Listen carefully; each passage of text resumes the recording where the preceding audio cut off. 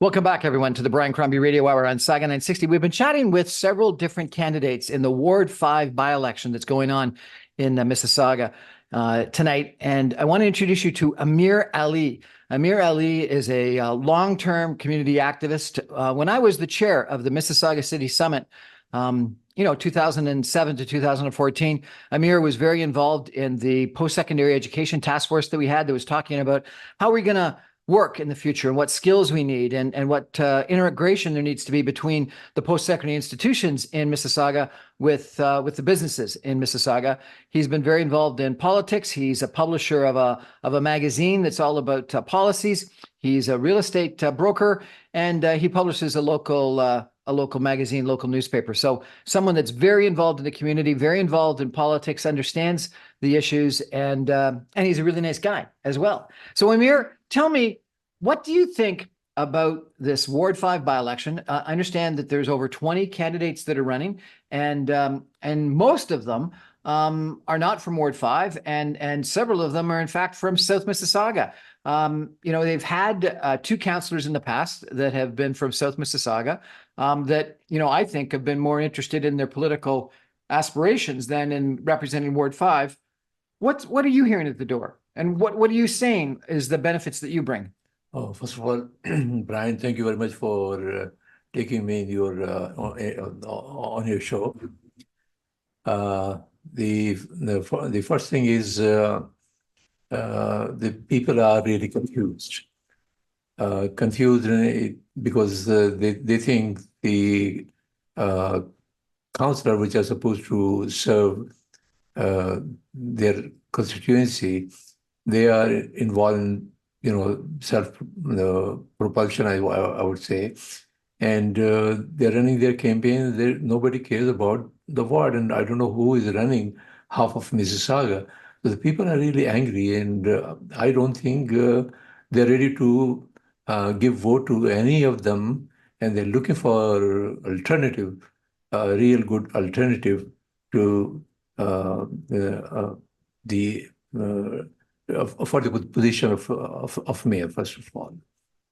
But also for councillor. So I was up at the Malton debate about 2 weeks ago, and there was an incredible amount of dissatisfaction. Malton felt forgotten, felt disassociated, disentangled with the rest of Mississauga, felt like it had been isolated. And there was this real sense of failure in regards to the prior councillors and the lack of attention that they had played to Malton. Is that true, or is that just... That is very true. That is very true, actually. And today I was at a place called, they call it a tent.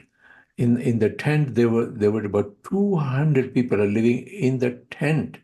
My eyes, couldn't believe it. That it looks like a third world country. It looks like this is in Malton, a tent. In Malton, yeah. There are 200 people living in a tent. So there are so many people living on the street. There's a bus. I saw there's a bus, and there were about 20 beds in a bus. Not a bus. 20 beds in a bus. In a bus. They converted Unbelievable. The bus into the like a sleeping birth or something like that, and the situation is very bad. That's why I designed what do you call it, a supplement, and that supplement is showing what Malton is today and what Malton should have been, or if I'm elected, this is how the Malton would look like. So I have big. I could show it here. I don't have it here, but on my website, I'll put the link. Tell everyone what your website is, sir.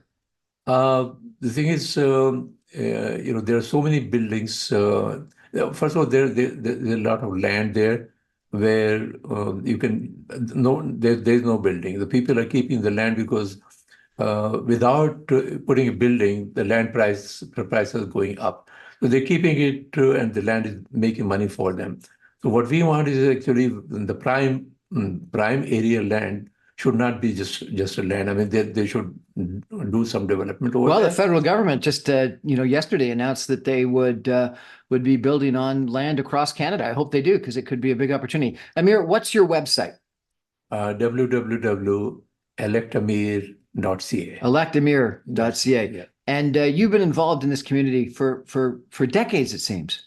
Yeah, more than 2 decades, I think. Well, thank you so much for joining us tonight. I really appreciate it. And I think the supplement that you're talking about in regards to how we can get more housing built That's right. in Mississauga is something that we frankly need. Or Whether it's redevelopment, actually. okay, redevelopment, because I think it's something that we desperately need. And homelessness And is a surprisingly large we issue. don't need this temporary tent houses or bus houses or container houses. I can make a video if you like. I can show it to the people. See, the people were hesitant to be videoed today, and that's why I didn't make the video. Otherwise, I could show the people that how bad the situation is. It's shocking that this is happening in one of the richest countries in the world, and one of the most well-to-do cities.